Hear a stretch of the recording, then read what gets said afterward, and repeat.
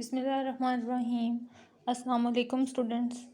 उम्मीद करती हूँ आप सब लोग खैरियत से होंगे और आप लोगों ने प्रीवियस एक्सरसाइज कंप्लीट कर ली होगी। तो स्टार्ट करते हैं अपना आज का लेक्चर। आज हमारा जो न्यू टॉपिक है वो है रिडक्शन ऑफ ऑर्डर। इसमें हमारे पास एक डिफरेंशियल इक्वेशन गिवन होगी और उसे सॉल्व करते हुए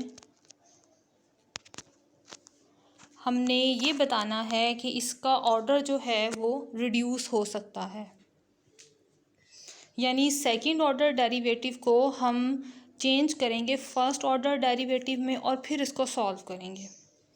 अभी तक आपके सिलेबस में सेकंड ऑर्डर तक की डिफरेंशियल इक्वेशन है, तो इसलिए हम यहाँ पर सिर्फ सेकंड ऑर्डर इक्वेशन को ही डिस्कस करेंगे। हमारे पास डिफरेंशियल इक्वेशन इस फॉर्म की होगी: second derivative of y plus B first derivative of y plus Q Y equal to 0, where p q are functions of x and can be constant functions. यानी p और q जो है ये constant number भी हो सकते हैं और फंक्शंस भी हो सकते हैं x वेरिएबल में। अगर इक्वल टू 0 है तो ये हमारे पास होमोजीनियस डिफरेंशियल इक्वेशन आ गई, और अगर ये किसी फंक्शन के इक्वल भी है तब भी हमारे पास नॉन होमोजीनियस लेकिन सेकंड ऑर्डर इक्वेशन बनेगी। तो दोनों को सॉल्व करने के लिए मेथड एक ही है, जिसे अब हम स्टार्ट करते हैं सॉल्यूशन इसका बनाना। सबसे पहले इस तरह के रिडक्शन वाले क्वेश्चन सॉल्व करने के लिए हमें एक आर्बिट्ररी सॉल्यूशन चाहिए जो हमारी डिफरेंशियल इक्वेशन को सेटिस्फाई करे, या ऑन दी अदर साइड हमारी डिफरेंशियल इक्वेशन के जो करैक्टरिस्टिक इक्वेशन है उसे सेटिस्फाई करे। सम टाइम तो हमारे पास ये फर्स्ट सॉल्यूशन हम y(c) जो फाइंड करते हैं उसी से हमारे पास इजीली आ जाएगा फर्स्ट सॉल्यूशन, यानी ये जो y1 लिखा हुआ है। जैसे हम अपनी differential equation of second order को सॉल्व करते हैं और करैक्टरिस्टिक इक्वेशन बनाते हैं, करैक्टरिस्टिक इक्वेशन से जो हमारे पास y(c) आता है उसमें जितनी भी टर्म्स आती हैं वो हर टर्म हमारी डिफरेंशियल इक्वेशन को सेटिस्फाई करती है। आर्बिट्ररी उसमें से एक फंक्शन हम ले लेंगे और कंसीडर करेंगे कि वो हमारा सॉल्यूशन है, और फिर आर्बिट्ररी एक वैल्यू v उससे मल्टीप्लाई करवा के कहेंगे कि ये हमारी डिफरेंशियल इक्वेशन का टोटल सॉल्यूशन है। ठीक हो गया। y is equal to consider करेंगे v(y1), where y1 is the solution of that differential equation.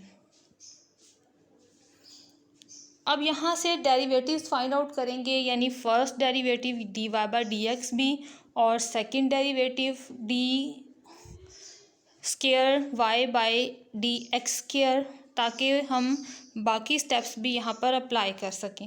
तो ये दोनों डेरिवेटिव्स यहाँ पर देखें, ये फाइंड आउट कर लिए।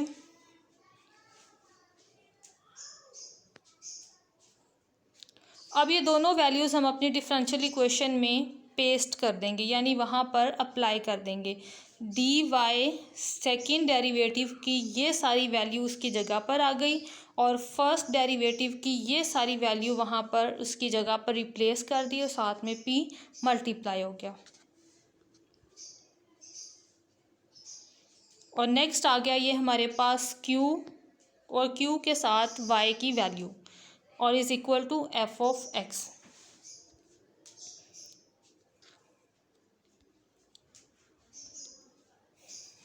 अब इक्वेशन में इस तरह से सेपरेट करेंगे कि सेकंड डेरिवेटिव को सेपरेट, फर्स्ट डेरिवेटिव को सेपरेट, और जितने भी y वाले फंक्शंस होंगे जिनमें से सिंपल कोई डेरिवेटिव वाली टर्म अवेलेबल नहीं है उन्हें हम सेपरेट कर लेंगे।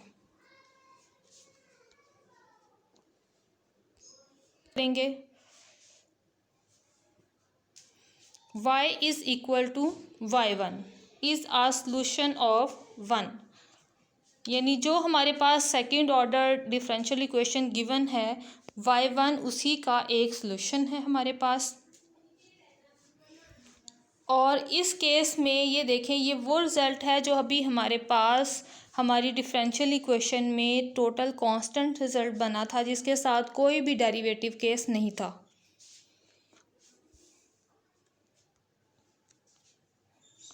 इक्वल टू ज़ीरो इसे कंसीडर करेंगे क्योंकि y1 जो है ये हमारा इस डिफरेंशियल इक्वेशन को सेटिस्फाई करेगा और ये भी ज़ीरो के इक्वल है, इसलिए हमारे पास ये सारा रिजल्ट जब y की जगह y1 सब्स्टिट्यूट करेंगे तब भी ये ज़ीरो ही रहेगा क्योंकि ये इसका एक सॉल्यूशन है। और जब उसे ज़ीरो के इक्वल रखेंगे तो ऑब्वियसली यहाँ पर जो नंबर हमारे पास बना ये लास्ट ब्रैकेट ये सब भी इक्वल टू ज़ीरो हो जाएगा रिज़ल्ट, और ये सारा जो टर्म है यहाँ से ये सारी यहाँ से वैनिश हो जाएगी।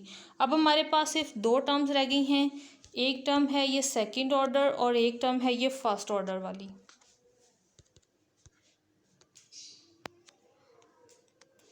यानी हमारे पास हमारा ये सॉल्यूशन रह गया। अब यहाँ तक आने के बाद आपने लेट करना है D V by D X को इक्वल टू यू, यानी इसका जो फर्स्ट डेरिवेटिव है आपके पास यहाँ पर क्योंकि आपके हमारे पास पीछे से जो रिज़ल्ट आ रहा है वो v में है, इसीलिए यहाँ पे भी v टर्म्स ही यूज़ की। फर्स्ट ऑर्डर को u के इक्वल लेट करने से सेकंड ऑर्डर किसके इक्वल आ जाएगा हमारे पास d u by D x. ये वैल्यूज़ हमने वापस अपनी इक्वेशन में इस ऊपर वाली इक्वेशन में रिप्लेस की तो ये रिज़ल्ट बन गया, और यही हमारा वो फार्मूला है जिसके तहत हम अपना नया जो रिज़ल्ट है वो फाइंड कर सकते हैं।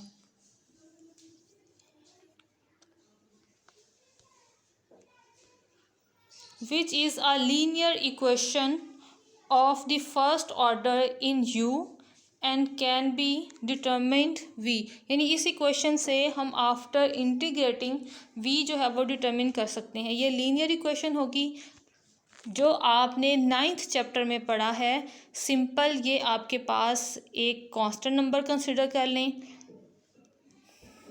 y प्राइम, ये एक कांस्टेंट नंबर है, यहाँ पर आपका p ऑफ x आ गया है, ये आपका यहाँ पर y और यहाँ पर आ गया आपका q ऑफ x, ठीक हो गया। तो इंटीग्रेटिंग फैक्टर के तहत अब यहाँ से हम अपना फर्दर सॉल्यूशन जो है वो फाइंड आउट कर सकते हैं। अभी आपको क्वेश्चन जो है वो सॉल्व करके बताती हूँ ताकि आप लोगों को मज़ीद आइडिया हो जाए कि इस सारे प्रोसीजर को किस तरह से आपने यूज़ करना है। क्वेश्चन नंबर 1 है आपकी एक्सरसाइज 10.5 का। Second derivative of y plus Y is equal to second cube x। और अब सबसे पहले हम इस इक्वेशन में देखें ज़रा डेरिवेटिव और y के जो कोफिशिएंट्स आ रहे हैं वो कांस्टेंट हैं, इजीली इसकी कैरेक्टरिस्टिक इक्वेशन बन सकती है। तो सबसे पहले हम वही काम करेंगे, कैरेक्टरिस्टिक इक्वेशन बनाएंगे। D square plus 1 y common चला गया और अब डी स्क्वायर प्लस 1 ही हमारी कैरेक्टरिस्टिक इक्वेशन है। यहाँ से d की वैल्यूज़ फाइंड आउट कर ली तो d इज़ इक्वल टू आ गया plus minus iota. Y C हमारे पास बन गया c1 sine X plus c2 cos X. अब यहाँ पर वाई सी में कितनी टर्म्स आ रही हैं, दो टर्म्स आ रही हैं। इनमें से कोई एक हम सॉल्यूशन जो है वो लेट कर लेंगे कि ये हमारे पास y1 है। तो लेट किया मैंने कि y इज़ इक्वल टू जो cos x है वो मेरे पास सॉल्यूशन है इस डिफरेंशियल इक्वेशन का, और cos x को v से मल्टीप्लाई करवा के मैंने अपने लिए एक न्यू सब्स्टिट्यूशन बना ली y के लिए। So y is equal to v cos x है जिसके अब डेरिवेशन हम फाइंड आउट करेंगे, फर्स्ट डेरिवेटिव सेकंड डेरिवेटिव। तो y प्राइम फाइंड आउट किया मैंने यहाँ से। प्रोडक्ट रूल आपने यूज़ करना है, v भी वेरिएबल है कांस्टेंट नहीं, आपने इसको समझ लेना। तो प्रोडक्ट रूल अप्लाई करते हुए पहले v का डेरिवेटिव लिया मैंने, फिर प्लस और फिर कॉस का डेरिवेटिव माइनस साइन आ गया जिससे पॉजिटिव साइन भी मेरे पास नेगेटिव में चेंज हो गया। अब सेकंड डेरिवेटिव लेना है हमने तो फिर से दोनों साइड्स पे प्रोडक्ट रूल अप्लाई करेंगे। v का डेरिवेटिव यहाँ आ गया कॉस मल्टीप्लाई, कॉस का डेरिवेटिव यहाँ चला गया v प्राइम मल्टीप्लाई, उसके बाद v का डेरिवेटिव और साइन मल्टीप्लाई और v एज इट्स ये साइन का डेरिवेटिव आ गया cos x। ठीक हो गया। अब ये देखिए साइन x की हमारे पास जो दो टर्म्स आ रही हैं वो ऐड हो रही हैं, तो ऐड करके इसको मज़ीद सिंपल कर लेते हैं।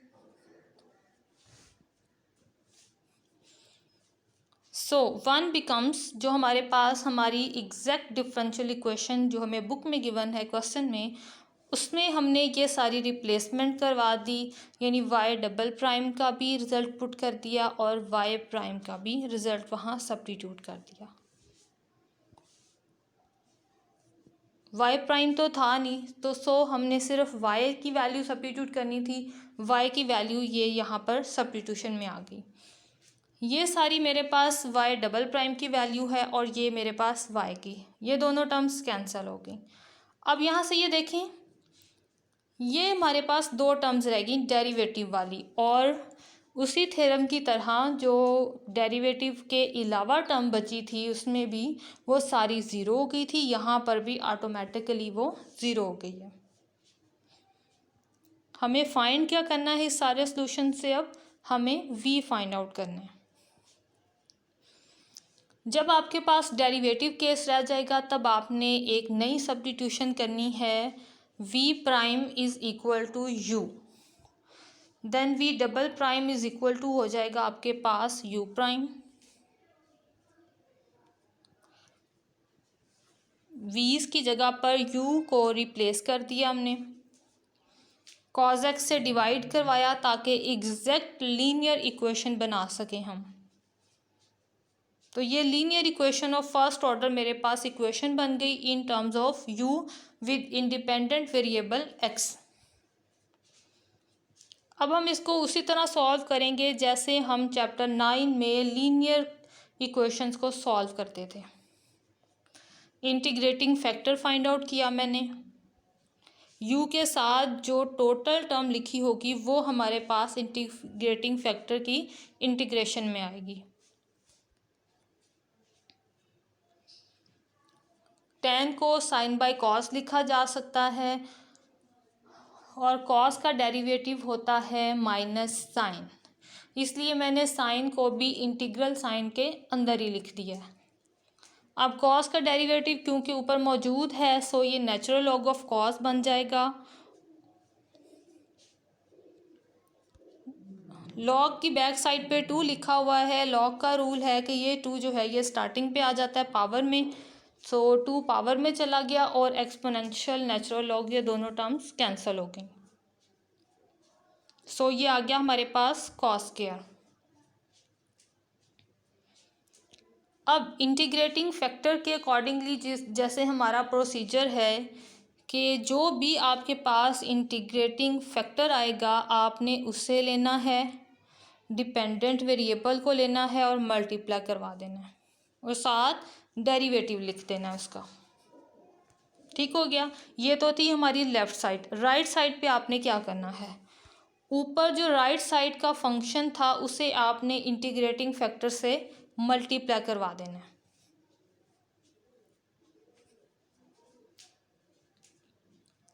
यहाँ पर ये u से मल्टीप्लाई होकर इधर आ जाएगा, यहाँ पर ये राइट फंक्शन से मल्टीप्लाई होकर राइट पर आ जाएगा, यहाँ पर ये डेरिवेटिव केस भी आएगा। ठीक हो गया। अब ये देखें ये कॉस स्क्वायर है, ये सीकेंट है, कैंसिल हो सकते हैं, तो दो टर्म जिसमें से कैंसिल हो गई और बाकी हमारे पास सीकेंट स्क्वायर एक्स रह गया। अब दोनों साइड पे इंटीग्रेट करवाएंगे ताकि डेरिवेटिव केस जो है वो हमारा ख़त्म हो सके। सीकेंट की इंटीग्रेशन आ गई हमारे पास tan x और c1 जो है ये हमारे पास इंटीग्रेटिंग कांस्टेंट आ गया। अब यहाँ से ये कॉस स्क्वायर जो है इसे भी इस साइड पर ले आएंगे ताकि u सेपरेट हो और हम u से वापस बैक सब्स्टिट्यूशन कर सकें v फाइंड करने के लिए। तो कॉस स्क्वायर से मैंने पूरी क्वेश्चन को डिवाइड करवाया। कॉस स्क्वायर ऊपर चला जाएगा और ये देखें ये सीकेंड बन गया, यहाँ से भी कॉस ऊपर जाके सीकेंड स्क्वायर में चेंज हो गया और ये हमारे पास हमारा u आ गया। u इज इक्वल टू है D V by D X. इसकी वैल्यू अप्लाई कर दी, डी एक्स इस साइड पर आएगा और इस सारे की इंटीग्रेशन होगी विद रिस्पेक्ट टू एक्स और इसकी इंटीग्रेशन होगी विद रिस्पेक्ट टू वी। तो इंटीग्रेट करने से ये मैंने एक स्टेप दरमियान से डायरेक्ट किया है, आप अपने नोट्स पे जब लिखो तो वो स्टेप यहाँ पे इंटर कर लीजिएगा। सिर्फ इंटीग्रेटिंग स्टेप में लिखना है, यानी यहाँ पे इंटीग्रेशन डी एक्स और यहाँ पे इंटीग्रेशन डी वी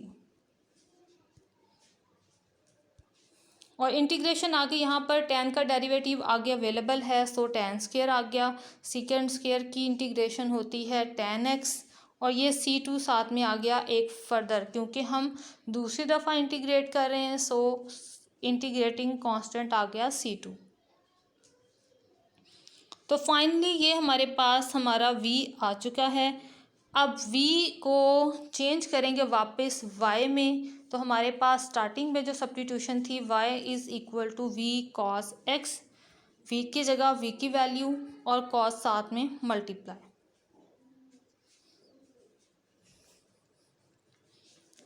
cos को ब्रैकेट के अंदर मल्टीप्लाई करवाया तो ये हमारे पास सिचुएशन यहाँ तक पहुँच चुकी है और y की ये वैल्यू आ गई हमारे पास।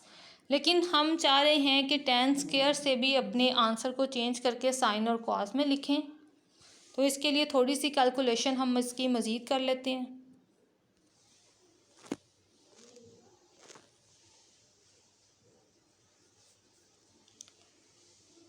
इनिशियली देखें मेरे पास लिखा हुआ है, यही टर्म मैं सेपरेट करती हूँ और इसी को ही सॉल्व करती हूँ, बाद में हम रिप्लेस कर देंगे।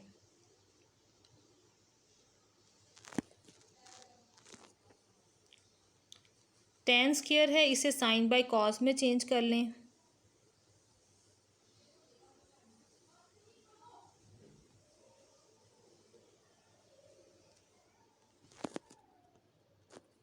एक कॉस कैंसिल हो जाएगा, बाकी वैल्यू बच गई हमारे पास sine x square by cos x.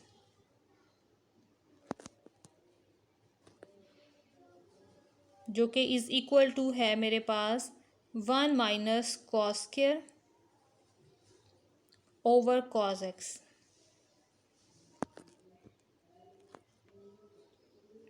तो इसे मज़ीद सेपरेट करें, ये आ जाएगा 1 over cos minus cos square by cos, तो ये जस्ट आ जाएगा कॉस एक्स, क्योंकि एक कॉस तो कैंसिल हो जाएगा हमारे पास। 1 over cos is equal to second 1/2 cos X. अब ये सारी सब्स्टिट्यूशन हम ऊपर कर देते हैं, so y is equal to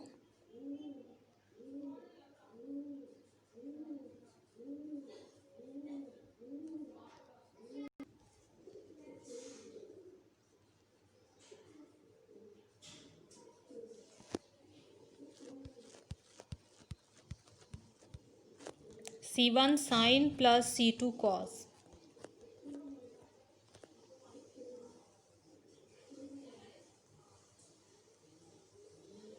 अब यहाँ पर ये देखिए हमारे पास कॉस की दो टर्म्स अवेलेबल हैं, एक ये वाली और एक ये वाली, दोनों के कोफिशिएंट्स जो हैं वो कांस्टेंट है, तो इनको एक ही बार लिखेंगे कंबाइन करके, बार बार एक टर्म को हम नहीं लिखेंगे। सो ये टोटल रिज़ल्ट बना C1 sine plus C2 cos. Known से अननोन जो कोफिशिएंट है हम उसी की तरफ अपनी सारी वैल्यूज़ जो हैं वो रिप्लेस कर देंगे।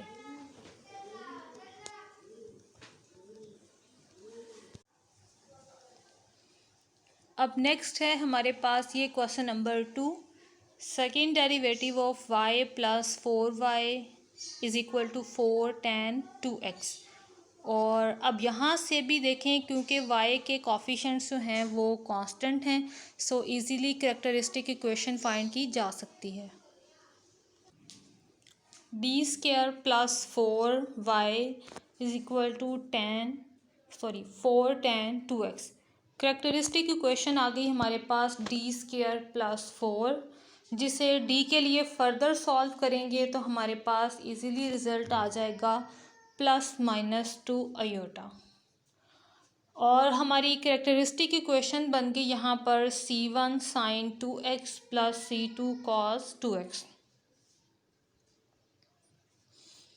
अब इसमें से भी एक सोल्यूशन हम आर्बिट्ररी जो है वो लेट करेंगे कि ये हमारी डिफरेंशियल इक्वेशन का सोल्यूशन है। तो cos को लेट कर लेते हैं cos 2x को, कि यही हमारी इक्वेशन को सेटिस्फाई कर रहा है।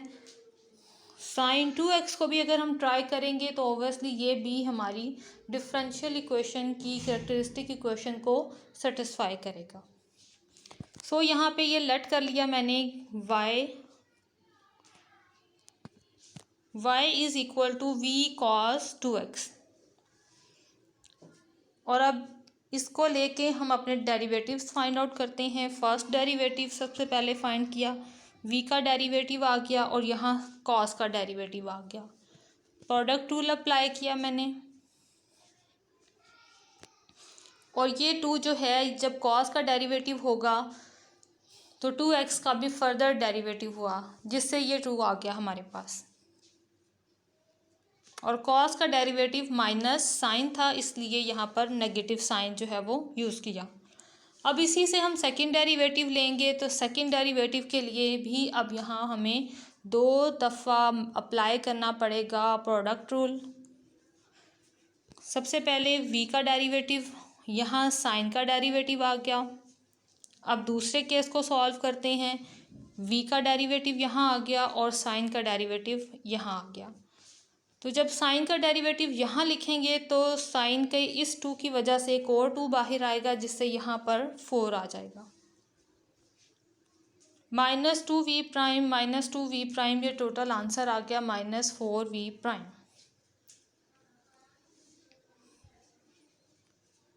अब दोनों डेरिवेटिव्स हमारे पास आ गए हैं। हम अपनी क्वेश्चन 1 यानी जो डिफरेंशियल इक्वेशन हमें क्वेश्चन में दी गई है उसमें ये डेरिवेटिव्स पुट कर देंगे। सबसे पहले सेकंड डेरिवेटिव पुट किया, ये 3 वैल्यूज़ मेरे पास सेकंड डेरिवेटिव की, और ये मेरे पास y की वैल्यू, y' की वैल्यू यूज़ ही नहीं की हमने, क्योंकि हमारे क्वेश्चन में y' नहीं था। ये आ गया हमारे पास राइट साइड का टोटल फंक्शन। ये सारी टर्म कैंसिल हो गई। अब हमारे पास सिर्फ डेरिवेटिव केस जो हैं वो बच गए, और जब डेरिवेटिव केसेस बच जाएं तो फौरी हमारा नेक्स्ट स्टेप ये है कि हम फर्स्ट डेरिवेटिव को u के इक्वल लेट कर लें।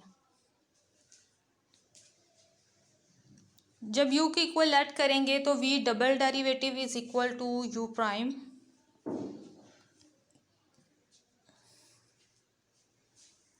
अब सारी second order derivative of v equation को हमने u में चेंज कर लिया है। cos 2x से डिवाइड करवाया ताकि हमारे पास टोटल लीनियर इक्वेशन बन सके ऑफ फर्स्ट ऑर्डर।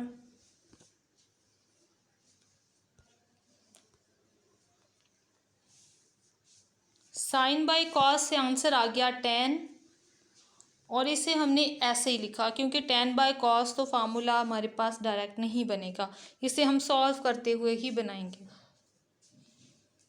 अब यहाँ से आगे इंटीग्रेटिंग फैक्टर फाइंड आउट करना है हमने, तो -4 tan 2x को लेते हुए इंटीग्रेटिंग फैक्टर फाइंड किया। tan को प्रीवियस क्वेश्चन की तरह साइन बाय कॉस में चेंज किया हमने। बाहर साथ में 4 लिखा हुआ था, 2 अंदर लिखा, 2 बाहर लिखा, और नेगेटिव साइन भी अंदर ही लिखा। कॉस का डेरिवेटिव आ गया माइनस साइन, और 2 आ गया 2x का डेरिवेटिव।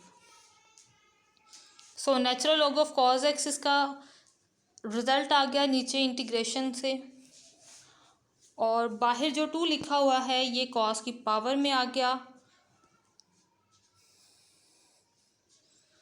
एक्सपोनेंशियल और नेचुरल लॉग दोनों कैंसिल हो गए और हमारा इंटीग्रेटिंग फैक्टर आ गया cos स्क्वायर 2x।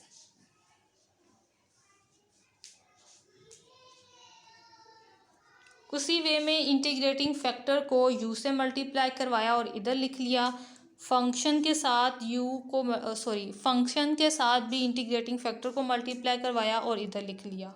यहाँ फर्दर डेरिवेटिव भी मल्टीप्लाई करवाया। अब ये देखिए इजीली हमारे पास एक कॉस कैंसिल हो गया और एक कॉस बच गया। नेक्स्ट यहाँ से टेन को वापस साइन बाय कॉस में चेंज करें तो साइन ऊपर और कॉस नीचे, नीचे वाले कॉस से ये कॉस भी कैंसिल हो गया और नीचे जस्ट 4 sin 2x आ जाएगा। अब इस डेरिवेटिव को ख़त्म करने के लिए दोनों साइड पे इंटीग्रेशन अप्लाई करनी है। दोनों साइड्स पे इंटीग्रेशन अप्लाई की।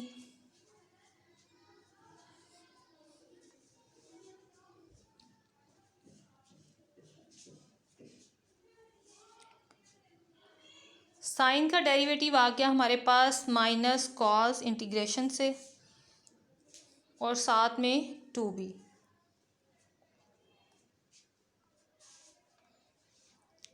अब दूसरी साइड पे जो कॉस स्क्वायर 2x लिखा हुआ है उसे भी इस साइड पे लेकर आए और डिवाइड करवा लिया।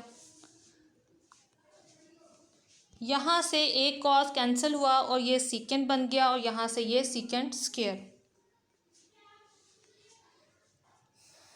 u is equal to dv/dx। अब दोबारा से इंटीग्रेट करेंगे ताकि v फाइंड आउट कर सकें। तो सीकेंड से आंसर आता है हमारे पास नेचुरल लॉग में इंटीग्रेशन का। तो सीकेंड एक्स की इंटीग्रेशन आ गई हमारे पास नेचुरल लॉग सीकेंड प्लस 10 और फर्दर c1 सीकेंड स्क्वायर है।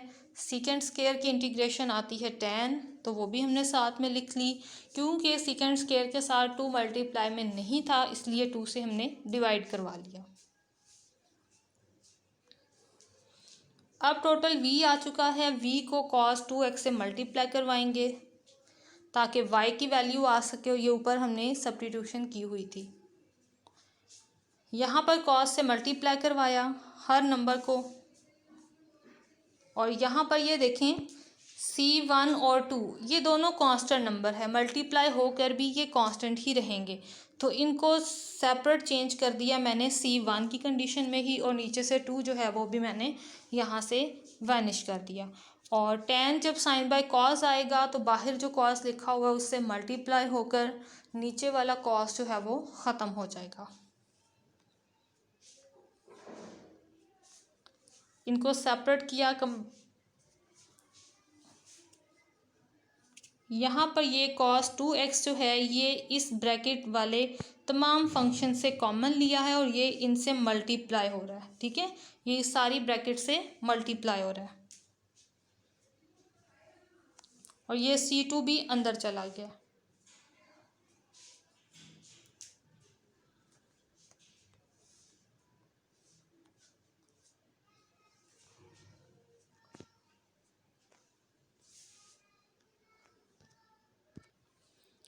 एक और इम्पोर्टेंट बात ये कि स्टूडेंट्स यहाँ पर c1 c2 अगर एक दूसरे की जगह पर भी लिखे हों तो इनसे फ़र्क नहीं आएगा, ये आर्बिट्रेरी कांस्टेंट है।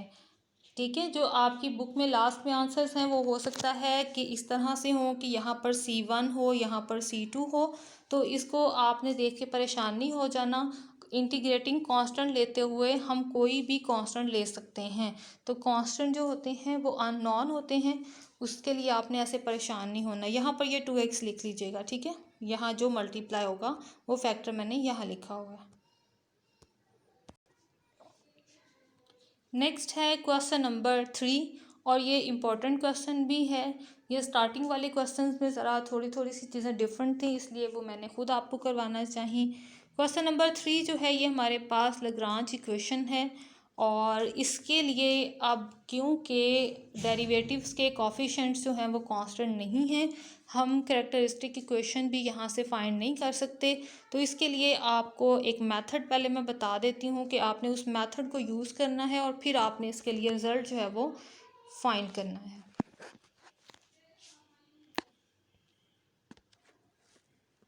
सेकेंड ऑर्डर डेरिवेटिव को सबसे पहले आपने इस फॉर्म में अरेंज कर लेना है।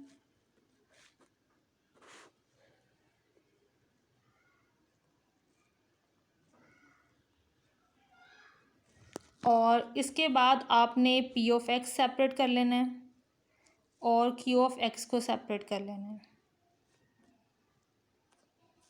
अगर one plus P of x ही यहाँ पे मेरा मतलब होगा, ठीक है, प्लस क्यू, अगर ये टर्म आपकी इक्वल टू ज़ीरो है तो इट्स मीन आपका जो फर्स्ट जो सॉल्यूशन है वो इक्वल टू है वाई एक्सपोनेंशियल एक्स। और अगर one minus P plus Q equal to zero है तो इट्स मीन आपका फर्स्ट सॉल्यूशन जो है वो है एक्सपोनेंशियल माइनस एक्स। और अगर इन दोनों कंडीशंस के अलावा भी आपका रूट फाइंड आउट नहीं हो रहा तो फिर आपने ये सॉल्यूशन फाइंड करना है p प्लस एक्स क्यू। अगर यहाँ से ये कंडीशन इक्वल टू ज़ीरो आ जाए तो फिर आपका जो फर्स्ट रूट या फर्स्ट सॉल्यूशन है वो y is equal to X होगा, ठीक है। और फाइनल सॉल्यूशन बनाने के लिए हम क्या करेंगे, इनको v से मल्टीप्लाई करवा देंगे और फिर अपने डेरिवेटिव्स के स्टेप्स जो हैं वो हम स्टार्ट करेंगे। तो यहाँ पर भी देखें, इस इक्वेशन को सबसे पहले मैंने पी ऑफ एक्स और क्यू ऑफ एक्स की कंडीशन में लिखा और रफ वर्क में मैंने चेक किया कि किस कंडीशन पे ये सेटिस्फाई होते हैं, one plus P plus Q वाली टर्म पे या किस पे, वो रफ वर्क में आपने चेक कर लेना और जिस पे सेटिस्फाई हो वो आपने क्वेश्चन में आके बता देना है कि इस टर्म पे ये सेटिस्फाई हो रहा है। तो ये क्वेश्चन जो है वो p प्लस एक्स क्यू पर सेटिस्फाई हुआ, यानी ये टर्म ज़ीरो की इक्वल आ रही थी। तो मैंने इस कंडीशन को लेते हुए अपना फर्स्ट सॉल्यूशन बना लिया, y is equal to X. और फिर मैंने लेट किया y is equal to V X is also a solution of one, यानी जो ऊपर डिफरेंशियल इक्वेशन है, जो बुक में भी क्वेश्चन हमें गिवन है, ये एक्चुअल में उसका एक सॉल्यूशन है। और अब बाकी सारा प्रोसीजर उसी तरह से हम सॉल्व करेंगे और v की वैल्यू जो है वो कैलकुलेट करनी है हमने। y प्राइम हासिल किया हमने, सबसे पहले इसका फर्स्ट डेरिवेटिव फाइंड किया, v prime x plus v, फिर सेकेंड डेरिवेटिव,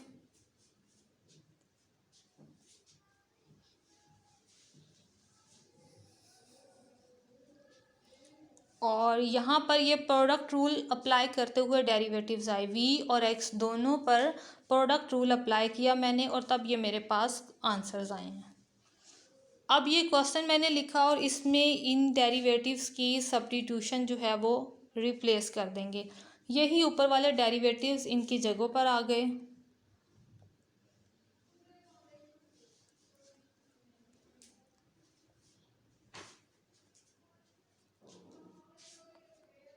अब सिंपल इनको मल्टीप्लाई करवा लिया।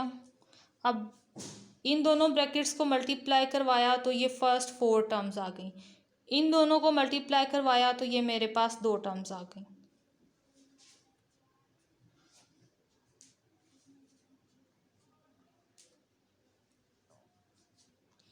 अब ये देखिए ये टर्म कैंसिल हो गई जिस पे कोई डेरिवेटिव नहीं था, बाकी जो रिजल्ट बचे उन्हें नीचे कंबाइन कर लिया हमने, सेकंड डेरिवेटिव की सारी टर्म्स को इकट्ठा किया, फर्स्ट डेरिवेटिव वाली टर्म को इकट्ठा किया, सेकंड डेरिवेटिव के साथ जो वेरिएबल्स मल्टीप्लाई हो रहे हैं उन्हें सबसे डिवाइड करवा दिया ताकि लीनियर इक्वेशन जो है, लीनियर डिफरेंशियल इक्वेशन, वो हमारी बन सके। अब हमारे पास ये रिज़ल्ट है जिसका इंटीग्रेटिंग फैक्टर हमने फाइंड आउट करना है। थोड़ी सी लंबी चौड़ी वैल्यू है लेकिन जो भी है अब करना भी हमने ही है। ओके जी, यहाँ पर ये सारी इंटीग्रेटिंग फैक्टर हम तभी यहाँ से कर पाएंगे जब ये हमारे पास पार्शियल फ्रैक्शन में चेंज होंगी ये सारी वैल्यूज़। और एक और काम ये भी है हमारा अभी यहाँ पे कि हम इस v को चेंज करेंगे u कंडीशन में, तो ये साथ में इनकी सब्स्टिट्यूशन भी कर दी और साथ में ये मैं नीचे पार्शियल फ्रैक्शन भी फाइंड आउट कर रही हूँ। पार्शियल फ्रैक्शन फाइंड आउट करते हुए भी मैंने थोड़ा सा डायरेक्ट काम किया है, तो आप चाहें तो अपने नोट्स में ये सारे स्टेप्स ज़रूर लिखिएगा। इस सारे को मैंने सॉल्व किया तो a is equal to 2, b is equal to 1 और c इज़ इक्वल टू -1 आ गया। फिर भी अगर कोई पॉइंट पार्शियल फ्रैक्शन से ना समझ आए तो वो आप कमेंट में पूछ लीजिएगा, ठीक है। और अब इस सारे रिजल्ट को मैंने इंटीग्रेटिंग फैक्टर में चेंज कर दिया। इंटीग्रेशन अप्लाई की, सारे नेचुरल लॉग्स आ गए, एडिशन में सबको मल्टीप्लाई करवा दिया, नेचुरल लॉग इनका इकट्ठा कर लिया हमने।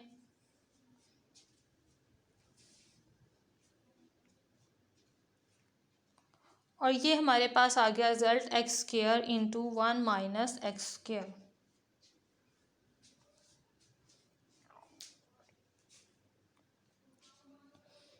अब यहाँ से ये देखें, इस रिज़ल्ट को u से मल्टीप्लाई करवा के इधर लिख लिया और राइट फंक्शन पे ज़ीरो था तो ज़ीरो से मल्टीप्लाई करवा के इधर लिख लिया।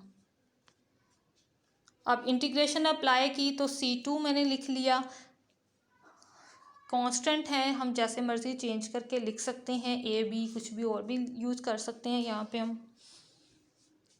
अब u के साथ जितने भी वेरिएबल्स हैं वो सारे इस साइड पर आ जाएंगे ताकि u को चेंज कर सकें v में, dv बाय dx। अब दोनों साइड्स पे अगेन इंटीग्रेशन करनी है, तो इंटीग्रेशन तभी पॉसिबल होगी जल्दी अगर हम यहाँ से इस रिज़ल्ट के अगेन पार्शियल फ्रैक्शन जो हैं वो बना लें। तो ये मैंने पार्शियल फ्रैक्शन के लिए डाटा अरेंज किया और ये मैंने वैल्यूज़ लिख ली, b1 c 1/2, d 1/2, a is equal to 0। So ये कैलकुलेशन आ गई मेरे पास, 1/x² plus 1/2, 1 plus x plus 1/2, 1 minus x. इन पार्शियल फ्रैक्शंस को इनकी जगह पर अरेंज कर दिया और साथ ही मैंने इंटीग्रेशन भी अप्लाई कर दी और यहाँ पर मेरे पास v आ गया। पहले ऊपर क्या था, dv बाय dx। अब ये यहाँ से इस पे अप्लाई हुआ पावर रूल, इंटीग्रेशन का पावर रूल, ये नेचुरल लॉग, ये भी नेचुरल लॉग लेकिन नेगेटिव में, क्योंकि इसका डेरिवेटिव क्या आता है -1, तो माइनस जो है ये बाहर आ गया और प्लस ये मेरे पास एक और कांस्टेंट आ गया। कांस्टेंट मैंने नीचे चेंज कर दिया, जस्ट अ मिनट, ठीक हो गया। इसको भी C1 कंसिडर कर लें फिर, ठीक है, नीचे भी मैं C1 को यूज़ कर रही हूँ।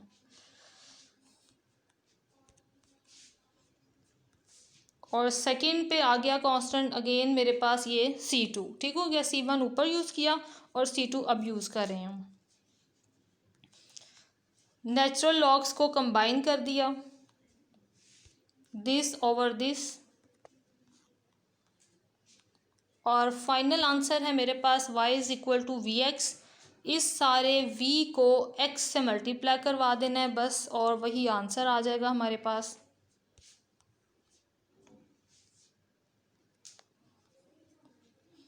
यहाँ से पहली टर्म को पॉजिटिव करने के लिए मैंने नेगेटिव बाहर लिया।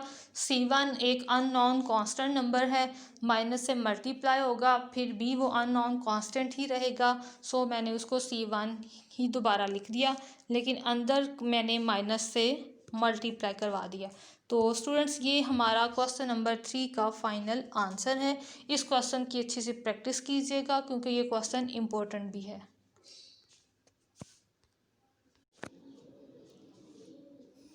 नेक्स्ट क्वेश्चन नंबर 5 है। क्वेश्चन नंबर 4 आपकी प्रैक्टिस के लिए मैं छोड़ रही हूँ दरम्यान से, उसका आपने उसको सॉल्व करना है। और फर्स्ट 50 जो स्टूडेंट्स हैं वो मुझे बताएंगे u इक्वेशन उनकी क्या आती है, ठीक है, और जो रिमेनिंग 50 स्टूडेंट्स हैं वो मुझे बताएंगे कि v की इक्वेशन उनके पास क्या आती है, ठीक। फर्स्ट 50 ने बताना है u इक्वेशन क्या आती है और लास्ट 50 ने बताना है v इक्वेशन क्या आती है। Question number 4। चलिए जी क्वेश्चन नंबर 5 के सॉल्यूशन को स्टार्ट करते हैं। u square y double prime plus y plus X Y first prime minus y is equal to 8x³। Okay students, तो देखा जाए ये हमारे पास काशी आयलर इक्वेशन भी बन रही है, ठीक है, लेकिन हमने इसे रिडक्शन फार्मूला से सॉल्व करना है क्योंकि एक्सरसाइज उसी से रिलेटेड है। और दोनों की प्रैक्टिस होनी चाहिए हमें, क्योंकि क्वेश्चन पेपर में तो वो ये भी कह सकता है ना कि यूज़ बाय रिडक्शन फार्मूला। तो स्टार्ट करते हैं। सबसे पहले पी और क्यू सेपरेट करें ताकि हमें इजीली इसके जो रूट्स हैं वो मिल सकें। पी क्यू को मैंने सेपरेट किया। अब P plus X Q equal to 0 आता है।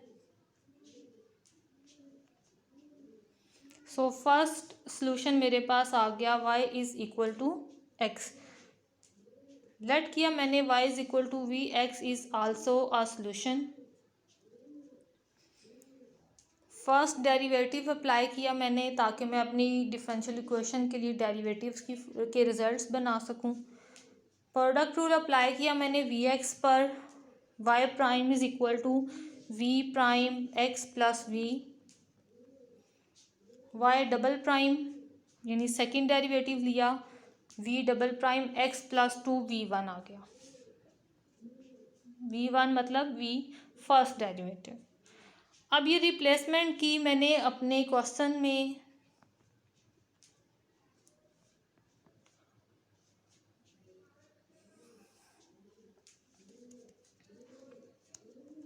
और क्वेश्चन में देखें, सबसे पहले इनिशियली x कॉमन आ रहा है, पूरी इक्वेशन से x कॉमन आ रहा है, तो x कॉमन लिया और दोनों साइड से कैंसिल कर दिया, ठीक हो गया।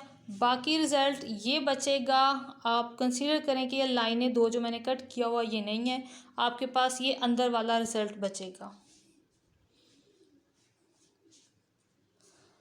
अंदर वाला जब रिज़ल्ट बचेगा, सिंपली ये वाली वैल्यू इस वैल्यू से इस तरह से कैंसिल हो जाएगी, क्योंकि जब v prime x plus V B bracket से बाहर आ जाएगा तो सिंपल ये रिजल्ट्स आपस में कैंसिल हो जाएंगे। अब क्या किया, इस x को ब्रैकेट के अंदर मल्टीप्लाई करवा लिया। अब जितने भी वेरिएबल टर्म्स हैं वो हमारे पास बाकी बच गई हैं, और जो वेरिएबल के बगैर हमारे पास v's थे वो सारे कैंसिल हो गए हैं। अब v प्राइम जो है वो दोनों ऐड कर लेते हैं, 3v प्राइम x, ये रिज़ल्ट बन गया। अब इसकी सब्स्टिट्यूशन करेंगे u में, v prime is equal to u और v double prime is equal to u first prime. ये वैल्यूज़ हमने यहाँ रिप्लेस कर दी, कंडीशन हमारी u में चेंज हो गई।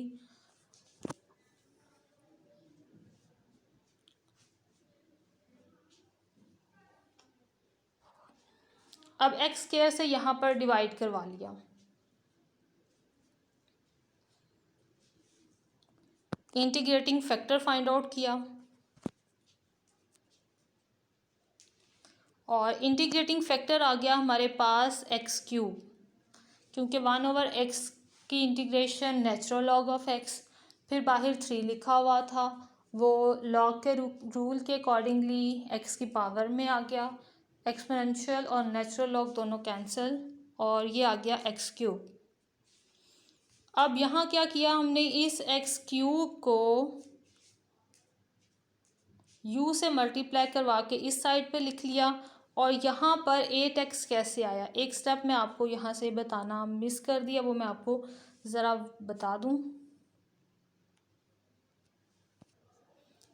जब यहाँ पर हम एक्स स्क्वायर से इसे डिवाइड करवाएंगे ये नीचे स्टेप में, तो ये हमारे पास यहाँ पर भी 8 आ गया, ठीक हो गया। अब इस 8 को एक्स क्यूब से मल्टीप्लाई करवाएंगे तो यहाँ पर 8x क्यूब ही आएगा।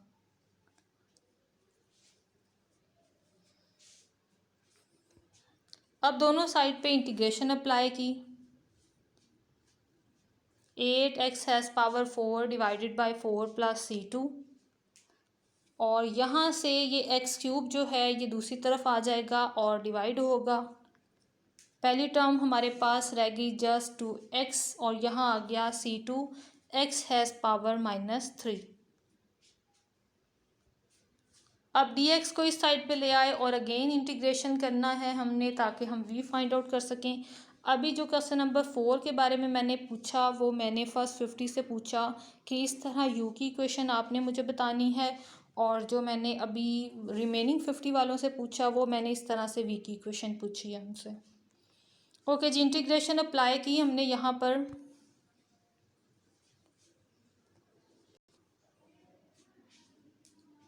एक्स स्क्वायर, इस पे पावर रूल इंटीग्रेशन का, इस पर भी पावर रूल, और ये इंटीग्रेटिंग कांस्टेंट आ गया।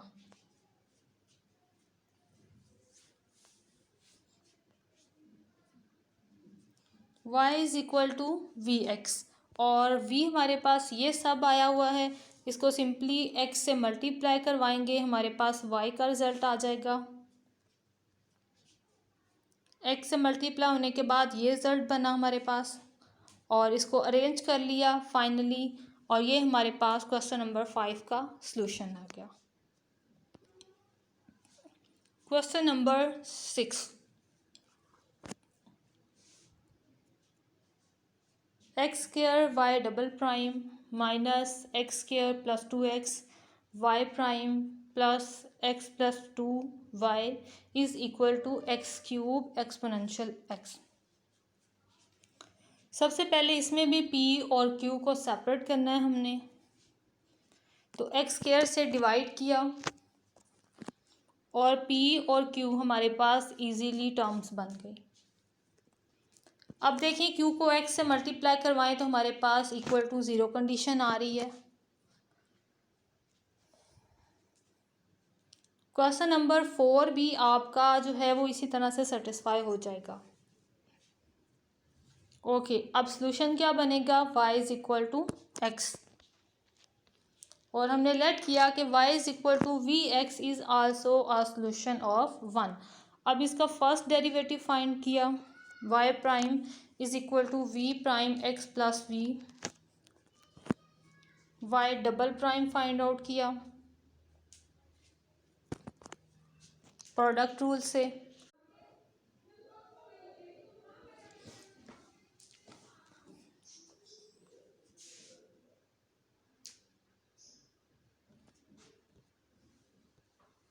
ये सेकंड डेरिवेटिव की जगह पर y डबल प्राइम की वैल्यू, ये y प्राइम की वैल्यू, और ये y की वैल्यू आ गई। अब इन्हें मल्टीप्लाई करवाते हैं, यहाँ से सिंपली एक्स स्क्वायर को ब्रैकेट के अंदर मल्टीप्लाई करवाया, यहाँ पर x को ब्रैकेट के अंदर मल्टीप्लाई करवाया, और यहाँ से वी एक्स को ब्रैकेट के अंदर मल्टीप्लाई करवाया। अब यहाँ से आगे वाली टर्म्स देखें, अब सिंपल ये 4 वैल्यूज़ हैं, इनको मल्टीप्लाई करवाएंगे।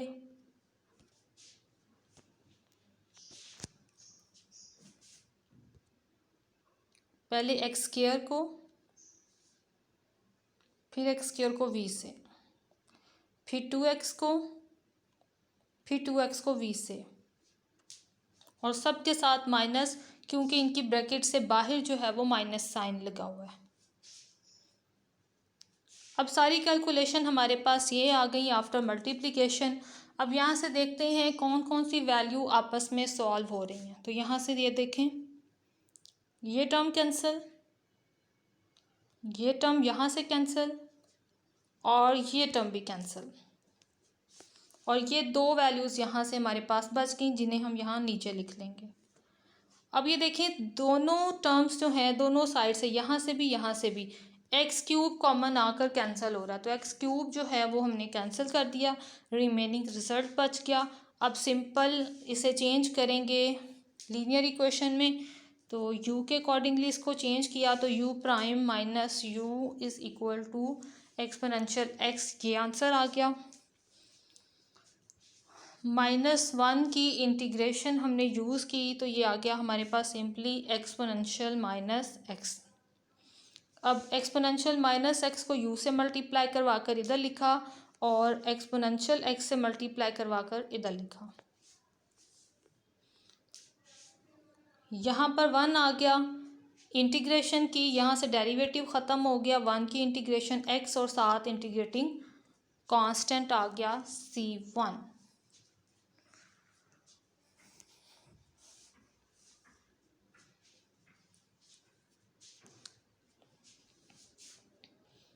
एक्सपोनेंशियल को इस साइड पर लेकर आए, उधर -x था, इस साइड पर आकर पॉजिटिव x हो जाएगा। अब u को dv/dx में चेंज किया, दोबारा से इंटीग्रेशन अप्लाई की ताकि v की वैल्यू भी फाइंड की जा सके। अगेन इंटीग्रेशन अप्लाई की, इस कंडीशन पे तो इंटीग्रेशन जब अप्लाई होगी तो इंटीग्रेशन बाय पार्ट्स रूल हमें यूज़ करना पड़ेगा। ये integration by parts rule apply हुआ। एक्स मल्टीप्लाई एक्सपोनेंशियल की इंटीग्रेशन, फिर minus exponential as it X का डेरिवेटिव आ गया 1।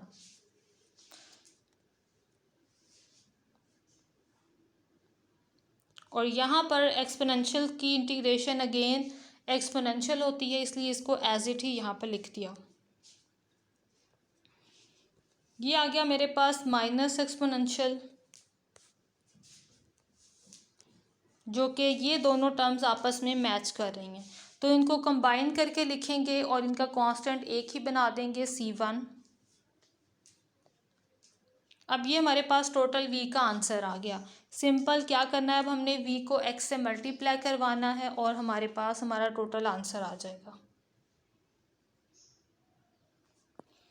And that's our answer. और आप लोगों ने बताना है कि आप लोगों को यूसी मेथड जो है वो ज़्यादा बेहतर लग रहा है या ये वाला मेथड अच्छा लग रहा है। ठीक है, रिडक्शन मेथड ज़्यादा बेहतर है आपको लग रहा या यूसी मेथड आपको ज़्यादा बेहतर लगे, ये आपने मुझे कमेंट में बताना है ये भी। ओके, अल्लाह हाफिज़।